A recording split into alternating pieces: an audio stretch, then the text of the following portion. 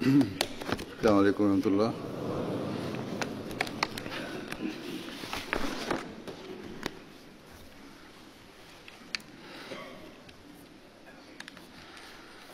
أشهد أن لا إله إلا الله وحده لا شريك له وأشهد أن محمدا عبده ورسوله أما بعد فأعوذ بالله من الشيطان الرجيم بسم الله الرحمن الرحيم الحمد لله رب العالمين الرحمن الرحيم مالك يوم الدين إياك نعبد وإياك نستعين اهدنا الصراط المستقيم صراط الذين أنعمت عليهم غير المغضوب عليهم ولا الضالين۔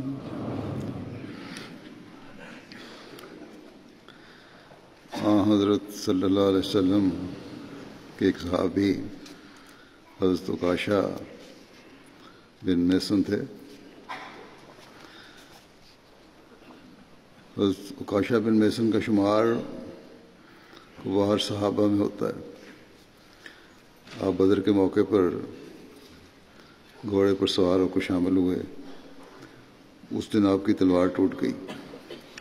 اس پر رسول اللہ صلی اللہ علیہ وسلم نے آپ کو ایک لکڑی دی تو آپ کے ہاتھ میں گویا نہایت تیز اور صاف لوہے کی تلوار بن گئی اور آپ اسی سے لڑے یہاں تک اللہ تعالیٰ نے فتح عطا فرمائی۔ پھر اسی تلوار کے ساتھ رسول اللہ صلی اللہ علیہ وسلم کے ہمراہ تمام غزوات میں شامل ہوئے اور یہ لکڑی کی تلوار وفات تک آپ کے پاس ہی تھی۔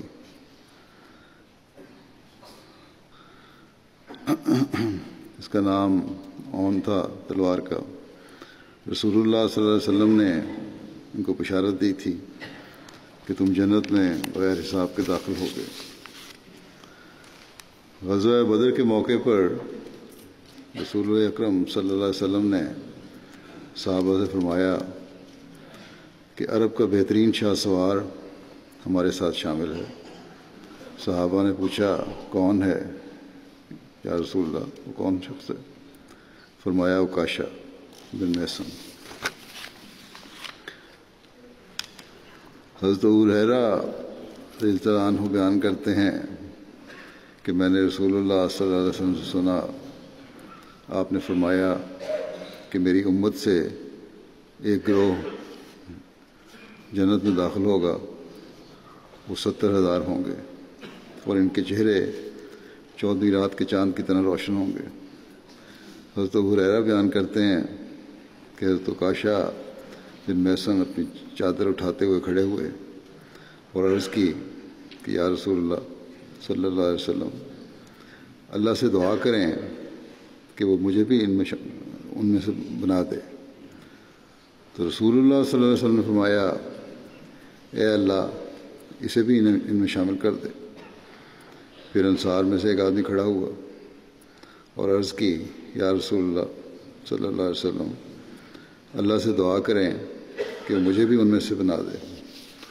تو رسول اللہ صلی اللہ علیہ وسلم نے فرمایا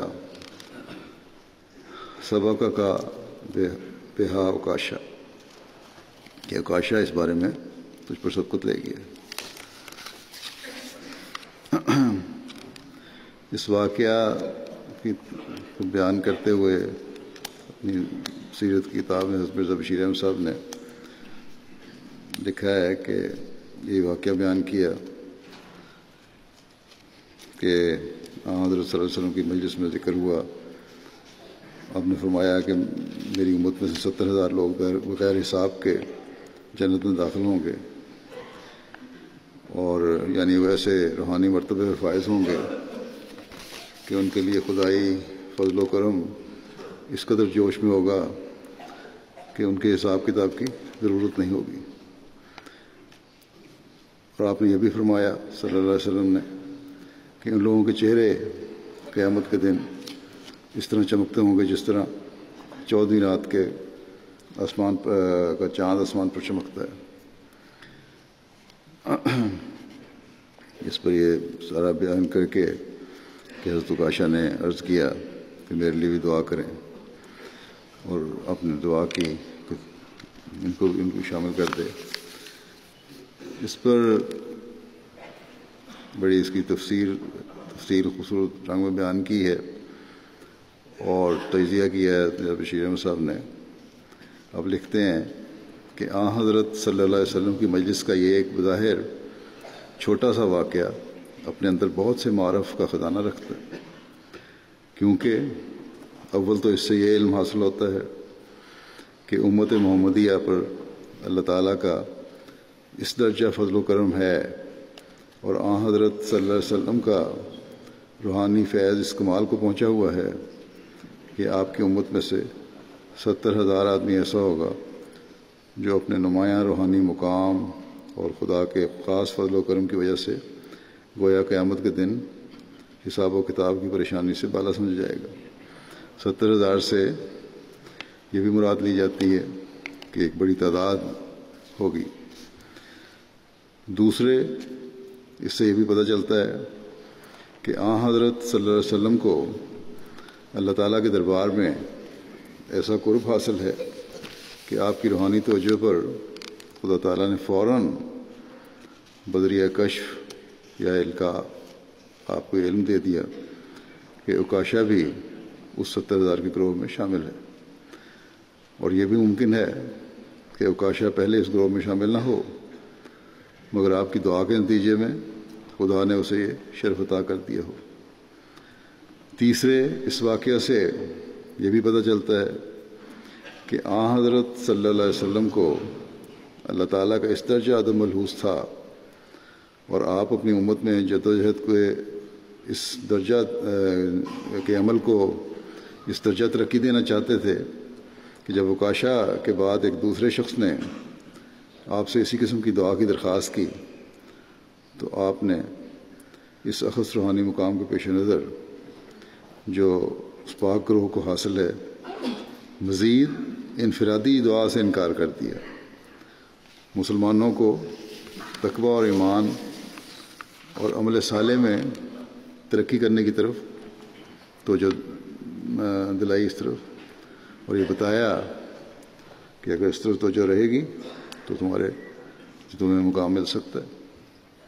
چوتھے اس سے آپ کے اعلیٰ اخلاق پر بھی غیر معمولی روشنی پڑتی ہے، یعنی حضرت صلی اللہ علیہ وسلم کے اعلیٰ اخلاق پر، کیونکہ آپ صلی اللہ علیہ وسلم نے انکار ایسے رنگ میں نہیں کیا جس سے سوال کرنے والے انصاری کی دل شکنی ہو، بلکہ ایک نہایت لطیف رنگ میں اس بات کو ٹال دیا۔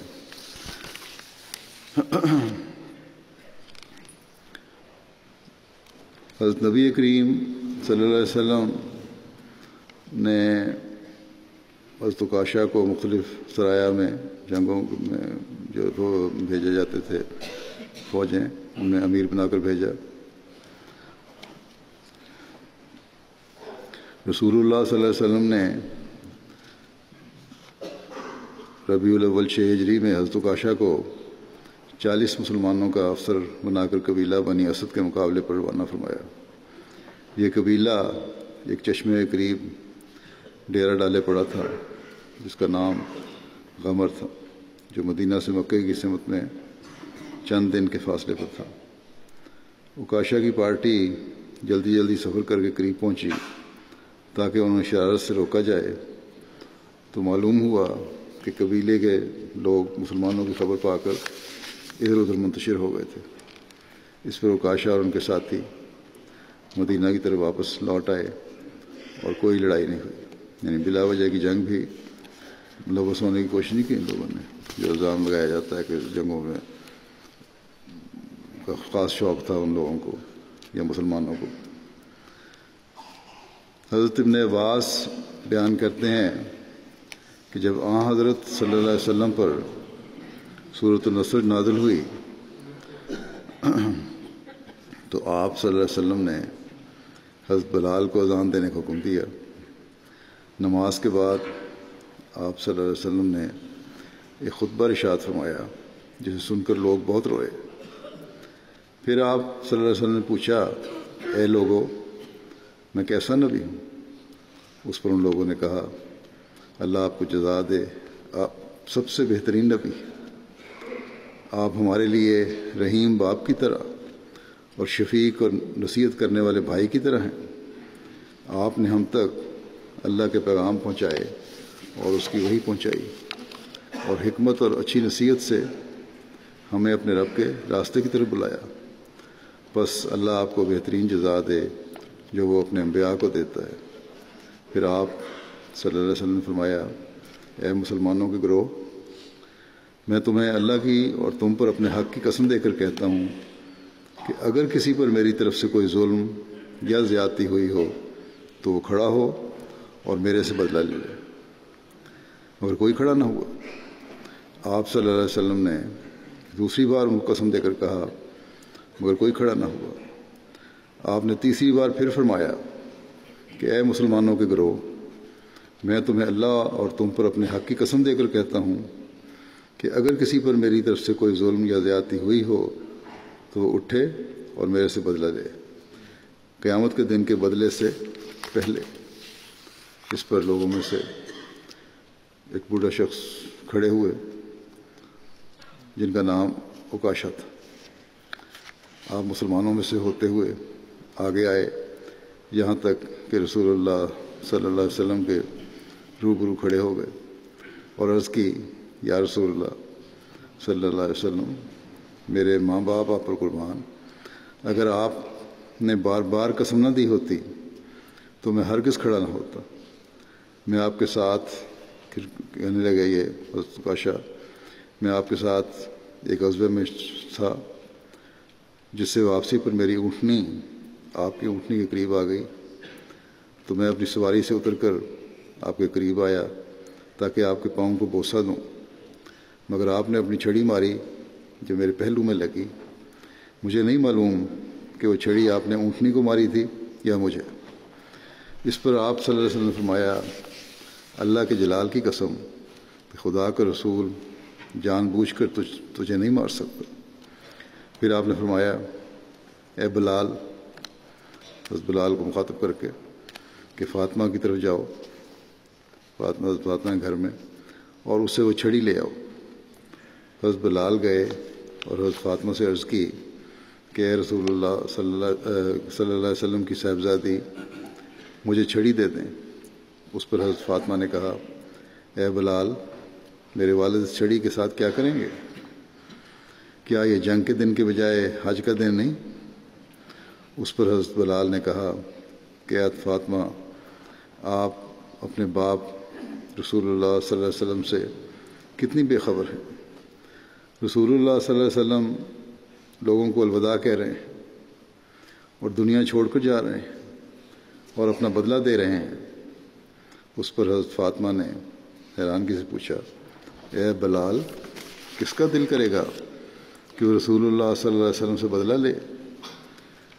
پھر آپ نے کہا کہ اے بلال، حسن اور حسین سے کہو۔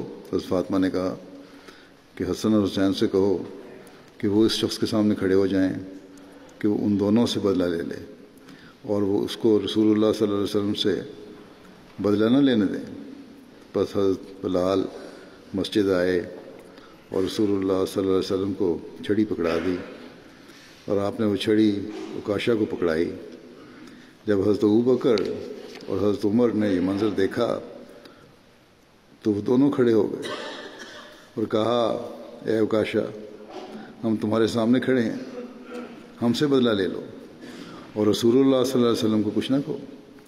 رسول اللہ صلی اللہ علیہ وسلم نے ان دونوں سے فرمایا اے ابو بکر اور عمر رک جاؤ، اللہ تم دونوں کے مقام کو جانتا ہے۔ اس کے بعد حضرت علی کھڑے ہوئے اور کہا اے عکاشہ، میں نے اپنی ساری زندگی رسول اللہ صلی اللہ علیہ وسلم کے ساتھ گزاری ہے اور میرا دل گوارا نہیں کرتا کہ تم رسول اللہ صلی اللہ علیہ وسلم کو مارو، بس یہ میرا جسم ہے، میرے سے بدلہ لے لو، اور بے شک مجھے 100 بار مارو مگر رسول اللہ صلی اللہ علیہ وسلم سے بدلہ نہ لو۔ اس پر رسول اللہ صلی اللہ علیہ وسلم نے فرمایا اے علی بیٹھ جاؤ، اللہ تمہاری نیت اور مقام کو جانتا ہے۔ اس کے بعد حضرت حسن اور حسین کھڑے ہوئے اور کہا اے عکاشہ، ہم رسول اللہ صلی اللہ علیہ وسلم کے نواسے ہیں اور ہم سے بدلہ لینا رسول اللہ صلی اللہ علیہ وسلم سے بدلہ لینے کی جیسا ہی ہے۔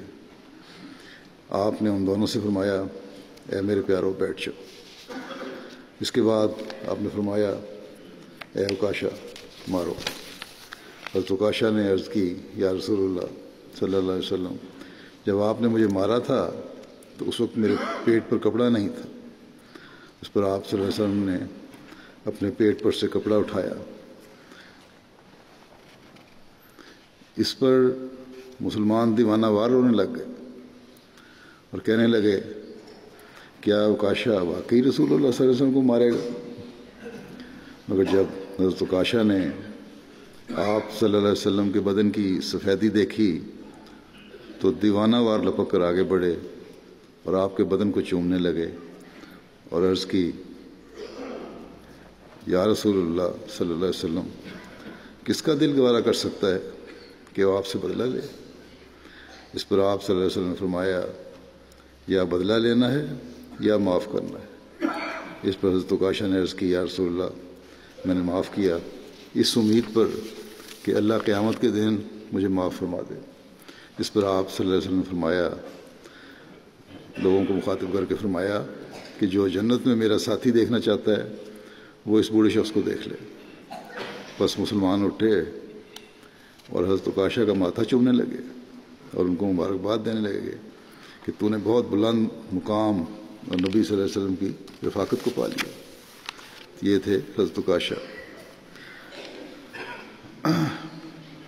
کہ انہوں نے اس موقع سے فائدہ اٹھا کر کہ اب پتہ نہیں کہ موقع ملتا ہے کہ نہیں ملتا کبھی، حضرت صلی اللہ علیہ وسلم تو اپنی واپسی کی خبریں سنا رہے ہیں۔ انہوں نے کہا یہ موقع ہے کہ زندگی میں آپ کے جسم کو نہ صرف چوموں بلکہ بوسہ دوں۔ حضرت ابوبکر رضی اللہ عنہ کی خلافت میں حضرت خالد بن ولید کے ساتھ حضرت عکاشہ مرتدین کی سرکوبی کے لیے روانہ ہوئے۔ عیسیٰ بن عمیلہ اپنے والد سے روایت کرتے ہیں کہ حضرت خالد بن ولید لوگوں کے مقابلے پر روانہ ہوتے وقت اگر اذان سنتے تو حملہ نہ کرتے اور اگر اذان نہ سنتے تو حملہ کر دیتے۔ جب آپ رضی اللہ عنہ اس قوم کی طرف پہنچے جو بزاخہ مقام میں تھی تو آپ نے حضرت عکاشہ بن محسن اور حضرت ثابت بن اکرم کو مخبر بنا کر بھیجا کہ دشمن کی خبر لائیں۔ وہ دونوں گھوڑوں پر سوار تھے۔ حضرت عکاشہ کے گھوڑے کا نام الرزام تھا اور حضرت ثابت کے گھوڑے کا نام المحبر۔ ان دونوں کا سامنا طلحہ اور اس کے بھائی سلمہ سے ہوا جو مسلمانوں کی مخبری کرنے کے لیے لشکر سے آگے آئے ہوئے تھے۔ طلحہ کا سامنا حضرت عکاشہ سے ہوا اور سلمہ کا سامنا حضرت ثابت سے ہوا، اور ان دونوں بھائیوں نے ان دونوں اصحاب کو شہید کر دیا۔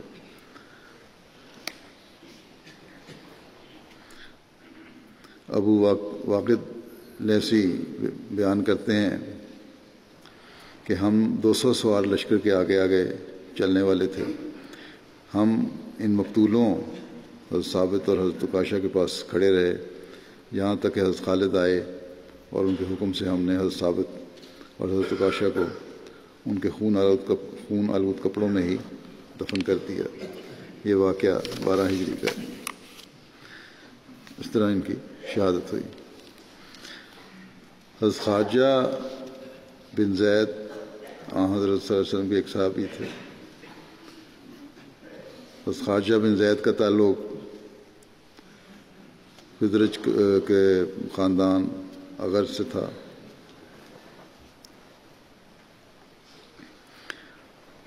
حضرت خارجہ کی بیٹی حضرت حبیبہ بنت خارجہ حضرت ابوبکر صدیق کی اہلیہ تھیں، جن کے بطن سے حضرت ابوبکر صدیق کی صاحبزادی حضرت ام کلثوم پیدا ہوئیں۔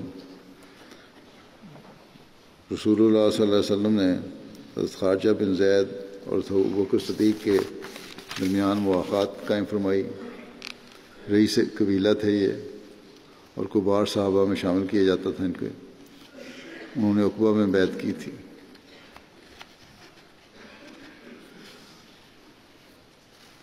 ہجرت مدینہ کے بعد حضرت ابوبکر صدیق نے حضرت خارجہ بن زید کے گھر قیام کیا تھا۔ یہ غزوہ بدر میں شریک ہوئے۔ حضرت خارجہ غزوہ احد میں بڑی بہادری اور جوان مردی سے لڑتے ہوئے شہادت کا رتبہ پایا۔ نیزوں کی زد میں آ گئے اور آپ کو 13 سے زائد زخم لگے۔ آپ زخموں سے نڈھال پڑے تھے کہ پاس سے صفوان بن امیہ گزرا۔ اس نے انہیں پہچان کر حملہ کر کے شہید کر دیا۔ پھر ان کا مسئلہ بھی کیا اور کہا کہ یہ ان لوگوں میں سے ہے جنہوں نے بدر میں ابو علی کو قتل کیا تھا، یعنی میرے باپ امیہ بن خلف کو قتل۔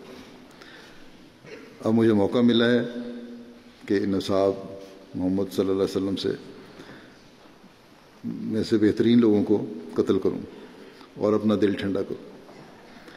اس نے حضرت ابن قوقل، حضرت خارجہ بن زید اور حضرت اوس بن ارقم کو شہید کیا۔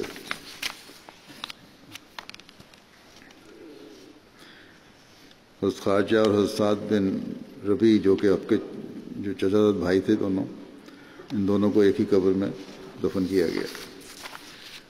روایت ہے کہ احد کے دن حضرت عباس بن عبادہ اونچی آواز سے کہہ رہے تھے کہ اے مسلمانوں کے گروہ، اللہ اور اپنے نبی سے جڑے رہو۔ جو مصیبت تمہیں پہنچی ہے یہ اپنے نبی کی نافرمانی سے پہنچی ہے۔ وہ تمہیں مدد کا وعدہ دیتا تھا لیکن تم نے صبر نہیں کیا۔ پھر حضرت عباس بن عبادہ نے اپنا خود اور اپنی ذرہ اتاری اور حضرت خارجہ بن زید سے پوچھا کہ کیا آپ کو اس کی ضرورت ہے؟ خارجہ نے کہا نہیں، جس چیز کی تمہیں آرزو ہے وہی میں بھی چاہتا ہوں۔ پھر وہ سب دشمن سے بھیڑ گئے۔ عباس بن عبادہ کہتے تھے کہ ہمارے دیکھتے ہوئے اگر رسول اللہ صلی اللہ علیہ وسلم کو غزان پہنچا، کوئی تکلیف پہنچی، تو ہمارا اپنے رب کے حضور کیا عذر ہوگا؟ اور حضرت خارجہ یہ کہتے تھے کہ اپنے رب کے حضور ہمارے پاس نہ تو کوئی عذر ہوگا اور نہ ہی کوئی دلیل۔ حضرت عباس بن عبادہ کو سفیان بن عبد الشمس سلمی نے شہید کیا اور حضرت خارجہ بن زید کو تیروں کی وجہ سے جسم پر 10 سے زائد زخم لگے۔ غزوہ احد کے دن حضرت مالک بن دخشم حضرت خارجہ بن زید کے پاس سے گزرے۔ حضرت خارجہ زخموں سے چور بیٹھے ہوئے تھے، ان کو 13 کے قریب مہلک زخم آئے تھے۔ حضرت مالک نے ان سے کہا کیا آپ کو معلوم نہیں کہ حضرت محمد رسول اللہ صلی اللہ علیہ وسلم شہید کر دیے گئے ہیں؟ حضرت خارجہ نے کہا کہ اگر آپ کو شہید کر دیا گیا ہے تو یقیناً اللہ زندہ ہے اور وہ نہیں مرے گا۔ محمد صلی اللہ علیہ وسلم نے پیغام پہنچا دیا، تم بھی اپنے دین کے لیے قتال کرو۔ حضرت خارجہ کے 2 بچے تھے، جن میں سے ایک حضرت زید بن خارجہ تھے جنہوں نے حضرت عثمان کے زمانہ خلافت میں وفات پائی۔ حضرت خارجہ بن زید کی دوسری اولاد حضرت حبیبہ بنت خارجہ تھیں، جن کی شادی حضرت ابوبکر صدیق سے ہوئی تھی۔ حضرت ابوبکر صدیق کی جب وفات ہوئی تو ان کی اہلیہ حضرت حبیبہ امید سے تھیں۔ حضرت ابوبکر نے فرمایا تھا کہ مجھے ان کے ہاں بیٹی کی توقع ہے، چنانچہ ان کے ہاں بیٹی پیدا ہوئی۔ پھر حضرت صلی اللہ علیہ وسلم کے ایک صحابی حضرت زیاد بن لبید تھے، ان کی والدہ کا نام امرہ بنت عبید بنت مطروف تھا۔ حضرت زیاد کا ایک بیٹا عبداللہ تھا۔ عقبہ ثانیہ میں 70 اصحاب کے ساتھ آپ حاضر ہوئے اور اسلام قبول کیا۔ اسلام قبول کرنے کے بعد جب مدینہ واپس آئے تو اپنے قبیلہ بنو بیاضہ کے بت توڑ دیے انہوں نے آتے ہی۔ جو بتوں کی پوجا کیا کرتے تھے۔ پھر آپ رسول اللہ صلی اللہ علیہ وسلم کے پاس مکے چلے گئے اور وہیں مقیم رہے، یہاں تک کہ رسول اللہ صلی اللہ علیہ وسلم نے مدینہ کی طرف ہجرت کی تو آپ نے بھی حضرت صلی اللہ علیہ وسلم کے ساتھ ہجرت کی اس کے آپ کے بعد پہنچنے کے۔ اس لیے حضرت زیاد کو مہاجر انصاری کہا جاتا ہے، مہاجر بھی ہوئے اور انصاری بھی ہوئے تھے۔ حضرت زیاد غزوہ بدر، احد، خندق اور تمام غزوات میں رسول اللہ صلی اللہ علیہ وسلم کے ہم رکاب تھے۔ حضور صلی اللہ علیہ وسلم ہجرت کر کے مدینہ پہنچے اور قبیلہ بنو بیاضہ کے محلہ سے گزرے تو حضرت زیاد نے اہلاً و سہلاً کہا اور قیام کے لیے اپنا مکان پیش کیا تو حضور صلی اللہ علیہ وسلم نے فرمایا کہ میری اونٹنی کو آزاد چھوڑ دو، یہ خود منزل تلاش کر لے گی۔ محرم 9 ہجری میں آپ صلی اللہ علیہ وسلم نے صدقہ و زکوٰۃ وصول کرنے کے لیے الگ الگ محسلین مقرر فرمائے تو حضرت زیاد کو حضر موت کے علاقے کا محسل مقرر فرمایا۔ حضرت عمر کے دور تک آپ اسی خدمت پر معمور رہے۔ اس منصب سے سبکدوش ہونے کے بعد آپ نے کوفہ میں سکونت اختیار کر لی اور وہیں 41 ہجری میں وفات پائی۔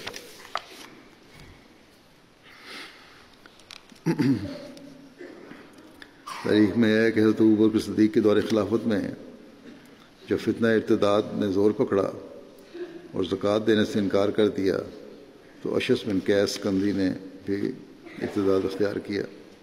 حضرت زیاد کو اس کی سرکوبی کے لیے مقرر کیا گیا۔ جب آپ نے اس پر حملہ کیا تو اس نے قلعہ نہیر میں پناہ لے لی۔ حضرت زیاد نے اس کا نہایت سختی سے محاصرہ کیا یہاں تک کہ وہ تنگ آ گیا اور اس نے پیغام بھیجا کہ مجھے اور 9 اور آدمیوں کو امان دے دیں تو قلعے کا دروازہ کھول دوں گا۔ حضرت زیاد نے کہا معاہدہ لکھ کر لے آؤ، میں اس پر مہر ثبت کر دوں گا۔ اس کے بعد انہوں نے دروازہ کھولا۔ بعد میں جب معاہدہ دیکھا گیا تو باقی 9 آدمیوں کے نام تو لکھے ہوئے تھے مگر اشعث اپنا نام لکھنا بھول گیا تھا، چنانچہ اسے دوسرے قیدیوں کے ساتھ مدینہ منورہ بھجوا دیا گیا۔ پھر حضرت صلی اللہ علیہ وسلم کے ایک صحابی تھے حضرت معتب بن عبید، آپ کی کوئی اولاد نہیں تھی۔ آپ کے بھتیجے اسیر بن عروہ آپ کے وارث ہوئے۔ حضرت معتب بن عبید غزوہ بدر اور احد میں شریک ہوئے اور یوم رجی میں شہادت پائی انہوں نے۔ رجی کا جو واقعہ ہے کہ وہ جس میں 10 مسلمانوں کو شہید کر دیا گیا تھا، اس واقعے کے بارے میں مرزا بشیر احمد صاحب نے بھی لکھا ہے کہ یہ دن مسلمانوں کے لیے سخت خطرہ کے دن تھے اور حضرت صلی اللہ علیہ وسلم کو چاروں طرف سے متوحش خبریں آ رہی تھیں، لیکن سب سے زیادہ خطرہ آپ کو قریش مکہ کی طرف سے تھا جو جنگ احد کی وجہ سے بہت دلیر اور شوخ ہو رہے تھے۔ اس خطرے کو محسوس کر کے حضرت صلی اللہ علیہ وسلم نے ماہ صفر 4 ہجری میں اپنے 10 صحابیوں کی ایک پارٹی تیار کی اور ان پر عاصم بن ثابت کو امیر مقرر فرمایا اور ان کو یہ حکم دیا کہ خفیہ مکہ کے قریب جا کر قریش کے حالات دریافت کریں اور ان کی کارروائیوں اور ارادوں سے آپ کو اطلاع دیں۔ لیکن ابھی یہ پارٹی روانہ نہیں ہوئی تھی کہ قبائل ازل اور کارا کے چند لوگ آپ کی خدمت میں حاضر ہوئے اور عرض کیا کہ ہمارے قبائل میں بہت سے آدمی اسلام کی طرف مائل ہیں، آپ چند آدمی ہمارے ساتھ روانہ فرمائیں جو ہمیں مسلمان بنائیں اور اسلام کی تعلیم دیں۔ حضرت صلی اللہ علیہ وسلم نے ان کی یہ خواہش معلوم کر کے وہی پارٹی جو خبر رسانی کے لیے تیار کی گئی تھی ان کے ساتھ روانہ فرما دی، لیکن دراصل جیسا کہ بعد میں معلوم ہوا کہ یہ لوگ جھوٹے تھے اور بنو لحان کی انگیخت پر مدینہ میں آئے تھے، جنہوں نے اپنے رئیس سفیان بن خالد کے قتل کا بدلہ لینے کے لیے یہ چال چلی تھی کہ اس بہانے سے مسلمان مدینے سے نکلیں تو ان پر حملہ کر دیا جائے۔ اور بنو لحان نے اس خدمت کے معاوضے میں ازل اور کارا کے لوگوں کے لیے بہت سے اونٹ انعام کے طور پر مقرر کیے تھے۔ جب ازل اور کارا کے یہ غدار لوگ اصفہان اور مکہ کے درمیان پہنچے تو انہوں نے بنو لحان کو خفیہ اطلاع بھجوا دی کہ مسلمان ہمارے ساتھ آ رہے ہیں، تم آ جاؤ، جس پر قبیلہ بنو لحان کے 200 نوجوان، جن میں سے 100 تیر انداز تھے، مسلمانوں کے تعاقب میں نکل کھڑے ہوئے اور مقام رجی میں، رجی یہ جگہ ہے، ان کو ہاتھ پکڑا۔ 10 آدمی 200 سپاہیوں کا کیا مقابلہ کر سکتے تھے، لیکن مسلمانوں کو ہتھیار ڈالنے کی تعلیم تو نہیں دی گئی۔ اگر ایسے حالات پیدا ہو جائیں تو پھر یہی حکم ہے کہ جنگ کرو جب تمہیں گھیر لیا جائے۔ فوراً یہ صحابی ایک قریب کے ٹیلے پر چڑھ کر مقابلے کے واسطے تیار ہو گئے۔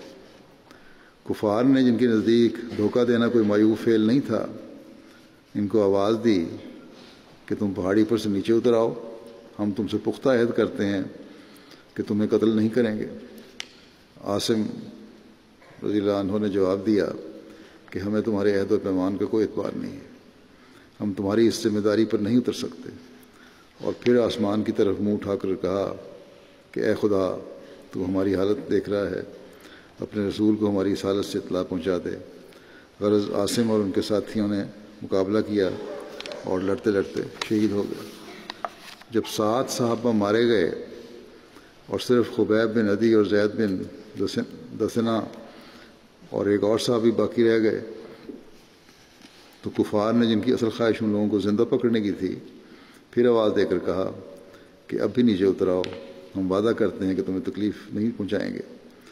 اب کی دفعہ یہ سادہ لوگ مسلمان ان کے پھندے میں آ کر نیچے اتر آئے، مگر نیچے اترتے ہی کفار نے ان کو اپنی تیر کمانوں کی تندیوں سے جکڑ کر باندھ لیا، اور اس پر خبیب اور زید کے ساتھی سے، جن کا نام تاریخ میں عبداللہ بن طارق مذکور ہوا ہے، صبر نہ ہو سکا، اور انہوں نے پکار کر کہا کہ تمہاری پہلی بدعہدی ہے اور نامعلوم تم آگے چل کر کیا کرو گے۔ عبداللہ نے ان کے ساتھ چلنے سے انکار کر دیا، جس پر کفار تھوڑی دور تک عبداللہ کو گھسیٹتے ہوئے، زود کوب کرتے ہوئے لے گئے اور پھر انہیں قتل کر کے وہیں پھینک دیا۔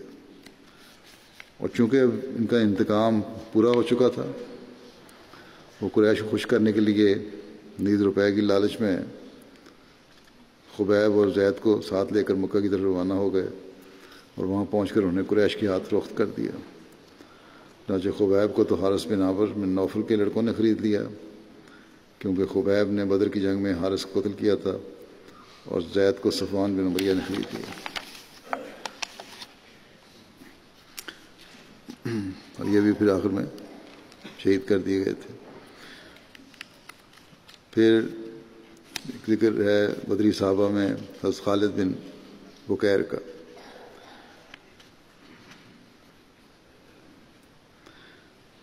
حضرت خالد بن بکیر، عاقل، حضرت عامر، حضرت عاص نے اکٹھے دار ارقم میں اسلام قبول کیا تھا، اور ان چاروں بھائیوں نے دار ارقم میں سب سے پہلے اسلام قبول کیا تھا۔ رسول اللہ صلی اللہ علیہ وسلم نے حضرت خالد بن بکیر اور حضرت زید بن دسنہ کے درمیان مواخات قائم فرمائی۔ آپ غزوہ بدر اور غزوہ احد میں موجود تھے، اور واقعہ رجی میں آپ شہید ہوئے۔ جو پہلے واقعہ بیان ہوا ہے رجی کا، جہاں دھوکے سے مارا گیا تھا 10 مسلمانوں کو، وہاں آپ بھی شہید ہوئے۔ نبی کریم صلی اللہ علیہ وسلم نے غزوہ بدر سے پہلے ایک سریہ عبداللہ بن جہش رضی اللہ عنہ کی قیادت میں قریش کے قافلہ کے لیے روانہ فرمایا۔ اس میں حضرت خالد بن بکیر بھی شامل تھے۔ آپ صفر 4 ہجری کو 34 سال کی عمر میں جنگ رجی میں عاصم بن ثابت اور مرثد بن ابی مرثد بنوی کے ساتھ قبائل عدل القارہ کے ساتھ لڑتے ہوئے شہید ہوئے۔ ابن اسحاق کہتے ہیں اس بارے میں کہ جب قبیلہ عدل اور کارہ کے لوگ ان صحابہ کو لے کر مقام رجی میں پہنچے، جو قبیلہ حذیل کے ایک چشمے کا نام ہے، رجی جگہ ہے جو قبیلہ حذیل کے چشمے کا نام ہے اور حجاز کے کنارے پر واقع ہے، تو ان لوگوں نے اصحاب کے ساتھ غداری کی، یعنی جو لے کر گئے تھے لوگ انہوں نے صحابہ کے ساتھ غداری کی، دھوکہ دیا اور قبیلہ حذیل کو ان کے خلاف بھڑکا دیا۔ صحابہ اس وقت اپنے خیمے میں ہی تھے کہ انہوں نے دیکھا کہ چاروں طرف سے لوگ تلواریں لیے چلے آ رہے ہیں، یہ بھی دلیرانہ جنگ کے لیے تیار ہو گئے۔ ان لوگوں نے کہا واللہ ہم تم کو قتل نہیں کرتے، ہم صرف یہ چاہتے ہیں کہ تم کو پکڑ کر مکہ والوں کے، یعنی کافروں نے یہ کہا کہ ہم تمہیں قتل نہیں کریں گے، تمہیں صرف پکڑ کر مکہ والوں کے پاس لے جائیں گے اور ان سے تمہارا معاوضہ میں کچھ لے لیں گے۔ حضرت مرثد بن ابی مرثد رضی اللہ تعالیٰ عنہ، حضرت عاصم بن ثابت رضی اللہ تعالیٰ عنہ اور حضرت خالد بن بکیر نے کہا کہ خدا کی قسم ہم مشرک کے عہد میں داخل نہیں ہوتے۔ آخر یہ تینوں اس قدر لڑے کہ شہید ہو گئے۔ حضرت حسان بن ثابت نے ان لوگوں کے بارے میں اپنے ایک شعر میں کہا ہے کہ الا لیتنی فیہا شہدت ابن طارق و زیدن وما تغنی امانی و مرصدہ قد فات عن حبی خبیب و عاصم و کانا شفاء لو تدارکت خالدہ، کہ کاش میں اس واقعہ رجی میں ابن طارق اور زید اور مرصد کے ساتھ ہوتا، اگرچہ آرزوئیں کچھ کام نہیں آتی، تو میں اپنے دوست خبیب اور عاصم کو بچاتا، اور اگر میں خالد کو پا لیتا تو وہ بھی بچ جاتا۔ تو یہ وہ لوگ تھے جنہوں نے دین کی حفاظت کے لیے، اپنے ایمان کی حفاظت کے لیے قربانیاں دیں اور اللہ تعالیٰ کی رضا حاصل کرنے والے بنے۔ حضرت مسیح موعود علیہ الصلوۃ والسلام اپنی ایک تصریف میں تحریر فرماتے ہیں کہ اس خدائے محسن کا شکر ہے جو احسان کرنے والا اور غموں کو دور کرنے والا ہے، اور اس کے رسول پر درود اور سلام جو انس اور جن کا امام اور پاک دل اور بہشت کی طرف کھینچنے والا ہے، اور اس کے اصحاب پر سلام جو ایمان کے چشمے کی طرف پیاسے کی طرح دوڑے اور گمراہی کی اندھیری راتوں میں علمی اور عملی کمال سے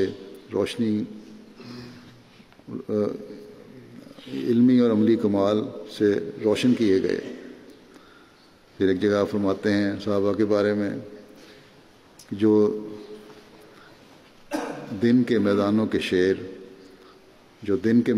شیر اور راتوں کے راہب ہیں اور دین کے ستارے ہیں۔ راتوں کے راہب میں کا مطلب ہے عبادت کرنے والے راتوں میں، اور دین کے ستارے ہیں، خدا کی خوشنودی ان سب کے شامل حال ہے۔ اللہ تعالیٰ ہمیں بھی اپنی علمی اور عملی حالتوں کو بہتر کرنے اور راتوں کی عبادتوں سے کے معیار بلند کرنے کی توفیق عطا فرمائے۔ میں جمعے کے بعد میں ایک جنازہ غائب پڑھاؤں گا جو مکرم اسماعیل مالاگالا صاحب والو یوگنڈا کا ہے۔ یہ 25 مئی کو نماز جمعہ سے قبل دل کی تکلیف کی وجہ سے 64 دل کا حملہ ہوا، ان کو 64 سال کی ان کی عمر تھی، اپنے خالق حقیقی سے جا ملے، انا للہ و انا الیہ راجعون۔ اسماعیل مالاگالا صاحب 1954 میں مکونو ڈسٹرکٹ یوگنڈا میں پیدا ہوئے۔ ان کے والد اور والدہ دونوں عیسائی تھے، لہذا یہ خود بھی پیدائشی طور پر عیسائی تھے۔ مالاگالا صاحب ایک احمدی دوست حاجی شعیب نصیرہ صاحب کے برادر نسبتی تھے، اس لیے ان کا حاجی شعیب صاحب کے گھر آنا جانا تھا۔ حاجی شعیب صاحب کے ذریعے ہی انہوں نے اسلام میں ان کے ذریعے دلچسپی پیدا ہوئی۔ ایک لمبا عرصہ سوال و جواب کا سلسلہ چلتا رہا، اس کے بعد آہستہ آہستہ ان پر اسلام کی سچائی روشن ہونا شروع ہوئی، اور آخر 1978 میں یہ بیعت کر کے اسلام احمدیت میں داخل ہو گئے۔ جب انہوں نے اسلام قبول کر لیا تو حاجی شعیب نصیرہ صاحب سے ذکر کیا کہ میری بچپن سے یہ خواہش تھی کہ میں عیسائی پادری بنوں، اب چونکہ میں نے اسلام قبول کر لیا ہے تو کیا میں اسلام کی خدمت کر سکتا ہوں؟ اس پر انہیں بتایا گیا کہ آپ اسلام کی خدمت کے لیے اپنی زندگی وقف کر سکتے ہیں۔ اس وقت محمد علی قائر صاحب جو اس وقت یوگنڈا کے امیر جماعت ہیں، پاکستان سے جامعہ احمدیہ کی تعلیم مکمل کر کے یوگنڈا پہنچے تھے۔ چنانچہ انہوں نے 1980 میں مالا گالا صاحب کو دیگر 5 خدام کے ساتھ پاکستان بھجوا دیا۔ موصوف دسمبر 1980 میں جامعہ احمدیہ رفح میں فصل خاص میں داخل ہوئے اور 1 مارچ 1988 کو تعلیم مکمل کی۔ جامعہ کے عرصہ تعلیم کے حوالے سے اس وقت جامعہ کے پرنسپل سید میر محمود احمد ناصر صاحب نے لکھا اپنے ریمارکس میں ان کے بارے میں کہ علمی لحاظ سے کمزور ہیں لیکن اچھے متعاون اور اطاعت گزار طالب علم رہے، منکسر المزاج اور عبادت گزار تھے، بزرگوں سے ملاقات اور انہیں دعا کا کہنا ان کا شعار تھا۔ موصوف نے نہایت محنت کے ساتھ جامعہ احمدیہ میں تعلیم حاصل کی اور 1984 میں جب حضرت خلیفۃ مسیح رابع رحمہ اللہ کو پاکستان سے ہجرت کرنا پڑی تو اس وقت مخصوص حالات میں بڑی خوش اسلوبی اور بہادری سے یہ بھی ڈیوٹیاں دینے والوں میں شامل تھے۔ موجودہ پرنسپل بشیر ایاز صاحب لکھتے ہیں ان کے بارے میں کہ ہم جامعہ میں اکٹھے رہے، بہت ہی نیک طبیعت تھی، خاموش طبع تھے۔ جامعہ کے ان طلباء میں ان کا شمار ہوتا تھا جنہیں عبادت اور ریاضت کا خاص شوق تھا۔ اطاعت گزاری ان کا خاص اور قابل ذکر وصف تھا۔ کہتے ہیں کہ مجھے نقیب اور ضعیم ہونے کے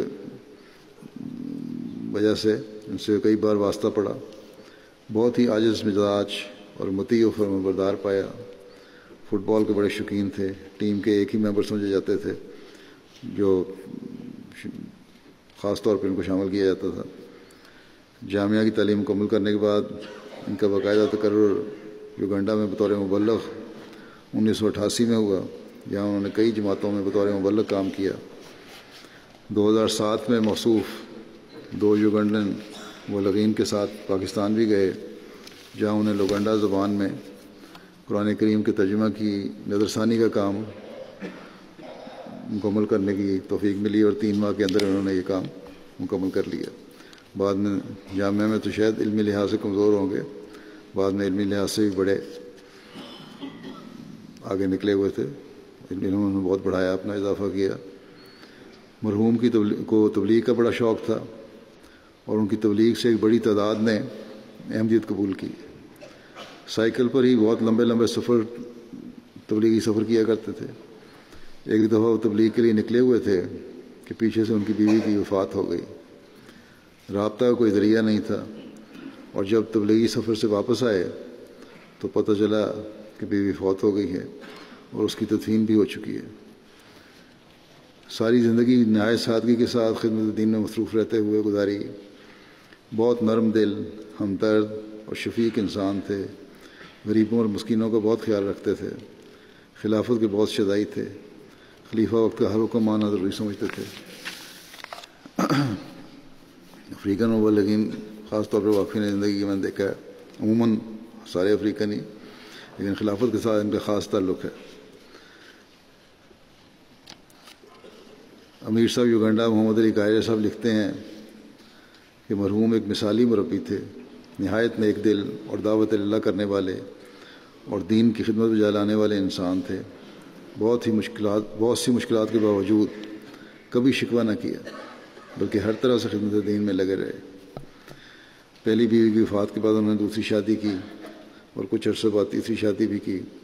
ان کی ایک بیوی لکھتی ہیں کہ میں نے انہیں ساری زندگی بہت ہی پیار کرنے والا، نرم دل اور ہر حال میں پرسکون اور خدا کا شکر بجا لانے والا انسان پایا۔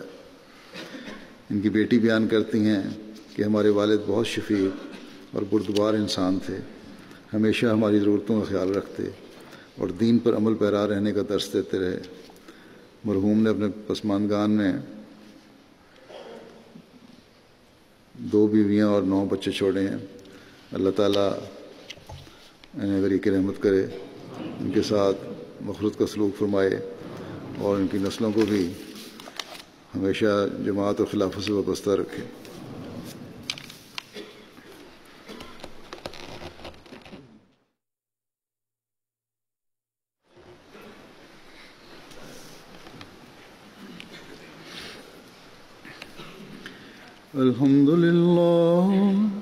الحمد لله نحمده ونستعينه ونستغفره ونؤمن به ونتوكل عليه ونعوذ بالله من شرور أنفسنا ومن سيئات أعمالنا من يهده الله فلا مضل له ومن يضلل فلا هادي له ونشهد أن لا إله إلا الله ونشهد أن محمدا عبده ورسوله عباد الله رحمكم الله إن الله يأمر بالعدل والإحسان وإيتاء ذي القربى وينهى عن الفحشاء والمنكر والبغي يعظكم لعلكم تذكرون اذكروا الله يذكركم وادعوه يستجب لكم ولذكر الله أكبر.